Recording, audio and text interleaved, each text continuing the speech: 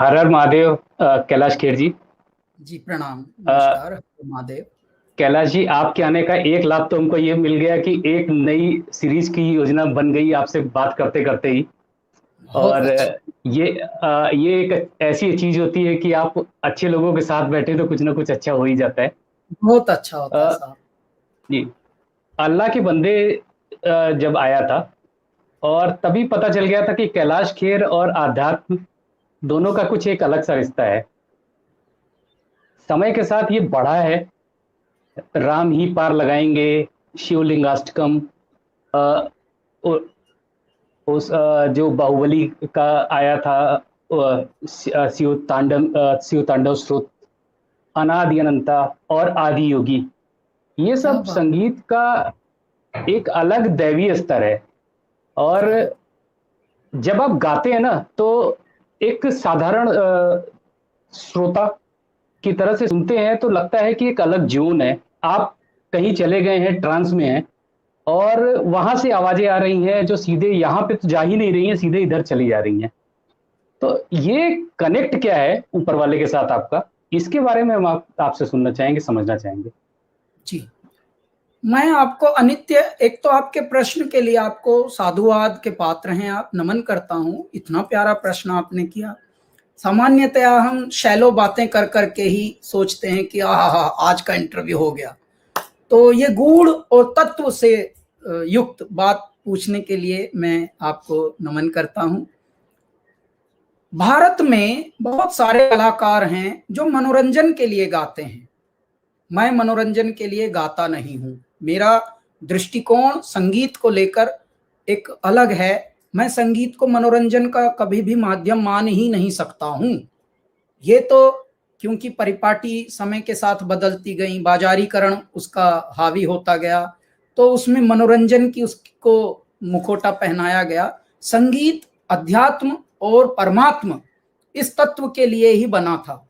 संगीत बना था जब आप मरणासन अवस्था में होते हैं, जब आप उत्पन्न होते हैं तब भी संगीत गाया जाता था हमारे यहाँ।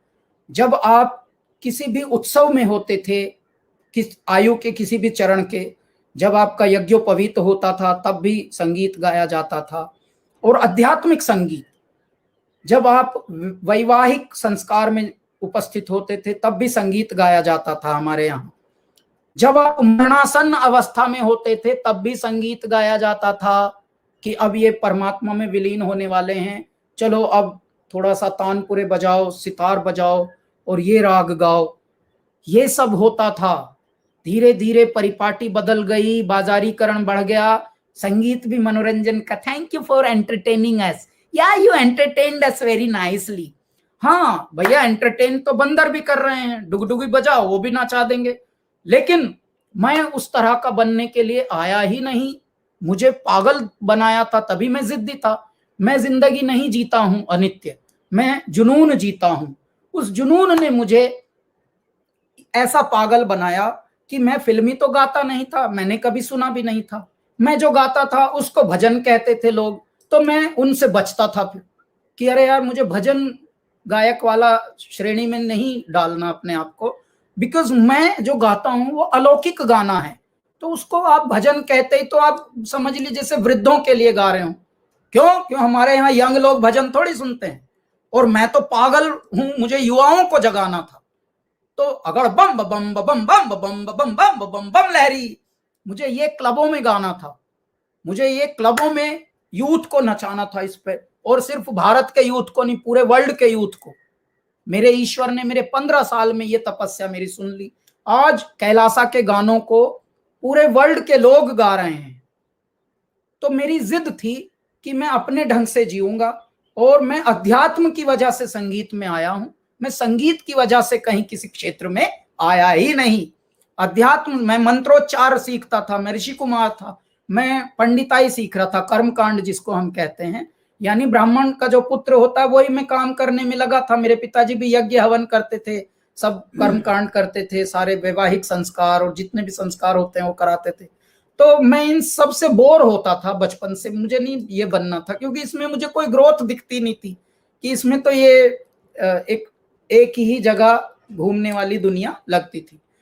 तो मैं थोड़ा सा जिसको इंग्लिश में रिबेल कहते हैं, जो जुनूनी होते हैं, जो थोड़ा सा उद्वेलन है जिनके अंदर, वो था। इसलिए मैं सबका प्रिय नहीं था, न परिवार में न रिश्तेदार में।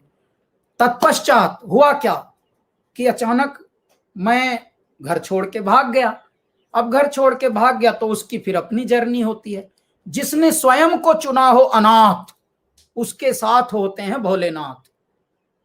पर आपको अनित्य, मैं आप जितने भी हमारे यूथ सुन रहे हैं, हमें युवा, उनको बस ये बताता हूं, पर आपको सत्य के साथ होना पड़ेगा। यदि आप दुख में भी हैं तो उस दुख को भी सेलिब्रेट करना पड़ेगा। आपको ये नहीं कि दुख के रोने रो रहे हैं, दुख को बुरा मान लगेगा, फिर दुख को परमात्मा मानकर वेलकम करना है उसका। कष्ट को ऐसा मानिए जैसे मेरा दाता है, ये मेरा हाथ कट गया, क्या आज मेरा बाबा आ गया इसमें, तो इसलिए इसको धन्यवाद देना है। बाबा ठीक से आपको दर्द तो नहीं हो रहा बाबा, ठीक से मैं संभाल के रखूंगा। अपनी जिम्मेदारी को देखना है, अपने क्रोध को भी अपने प्रयोग में बदलिए और अपने संयोग में बदलिए, अपनी क्रियात्मकता में बदलिए, अपने विरोध को भी अपनी सच्चाई में बदलिए और अपनी किसी कृति में बदल दीजिए। तो तब लगेगा कि हाँ, तब परमात्मा को भी लगता है कि हाँ ये मेरा बालक जिद्दी है और जिद्दी ही तपस्वी हो सकता है।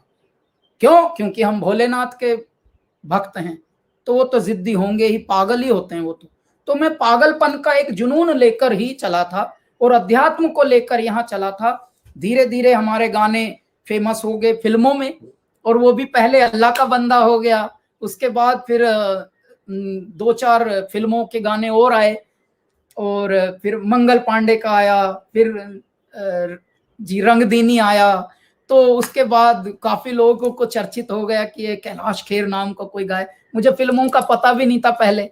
उसके बाद अचानक हम प्लेबैक सिंगर का टैग लगा हमें, तो वाह, हम मने मन खुश। फिर कुछ लोग बोलेंगे सूफी सिंगर, हमें जिंदगी में नहीं पता क्या होता है सूफी।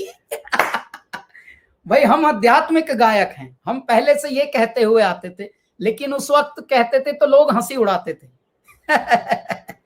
और भजन गायक मुझे बनना नहीं था, वो बेकार बात है, उसको छोटा बना देते हैं संगीत को भजन बोलते ही। हम अलौकिक गाते हैं, अध्यात्म गाते हैं, और वो अनंत होता है। वो किसी एक श्रेणी में नहीं बांधा जा सकता, अनहद होता है वो, अनहद। तो हम अनहद गाते हैं, अध्यात्म गाते हैं। तो इसलिए आज मेरे ईश्वर ने वो रचना रच दी। अब हम जो भी हैं अपने पागलपन को उसको समर्पित करके गाते हैं। किसी मनुष्य को हम खुश करने में बचपन से ही लगे ही नहीं। अगर खुश करने में लगते तो हम लकीर के फकीर होते, हम वो नहीं हैं। जलेबी के ऊपर जलेबी बांध बांध के हम देते, बोल के या I have created something new. अबे भाई 100 साल पहले क्रिएट हो चुकी हैं। न्यू के लिए तुझे भी न्यू बनना पड़ेगा। अपने विचारों में नयापन ला, अपने संस्कारों में नयापन ला, अपने उद्गारों में नयापन ला। नयापन सिर्फ कह लेने से कुछ नहीं होगा। मैं योगी जी से जब हमारी मीटिंग हुई थी वो फिल्म सिटी बनाने के लिए, तभी मैंने बताया था, मैंने कहा साहब योगी जी, सबसे पहले योग्य लोगों की एक समूह बनाइए, अयोग्य को पहले भगाइए। क्योंकि जब भी कोई नई चीज बनने की बात होती है तो अयोग्य लोग, क्योंकि चाटुकार लोगों से तो घिरा पड़ा है भारत, तो अचानक तो आप फिल्टर करके नया माल सबसे लाएंगे नहीं।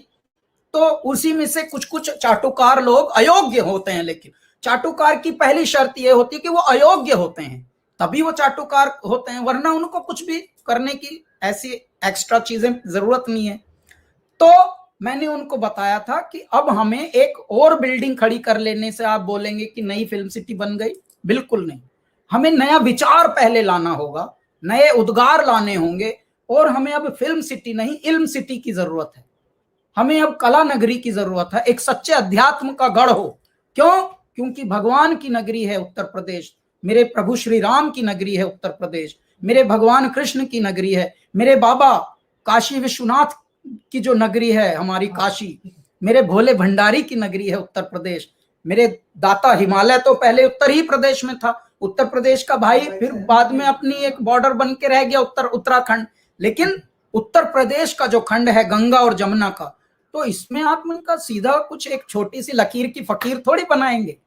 तो इसके लिए आप एक नया विचार पहले बनाइए, नए विचारों का एक समूह बनाइए योग्य लोगों का, ताकि यहाँ पर एक इल्म सिटी बने फिल्म सिटी की बजाय, और एक अध्यात्म का कला नगर।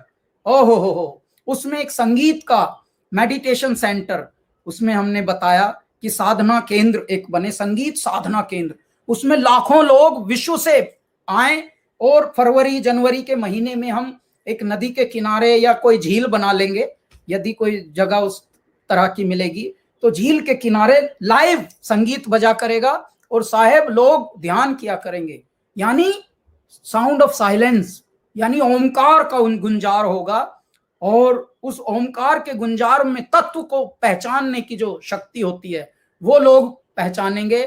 बड़े बड़े लोग जो धन कमा लेते हैं और उनका जब चैन गंवा देते हैं, तो चैन प्राप्त करने के लिए हमारे ऋषिकेश, हमारे हिमालय, हमारे वाराणसी, हमारे वृंदावन, इन्हीं जगहों में तो भटकते हैं सब, और हम एक ही अखाड़े में सब दे देंगे उनको, आ जाओ भैया यहीं ध्यान कर लो, चैन से बैठ लो। थोड़ी देर चैन से बैठ लेने ही में ही बेचैनी मिटती है।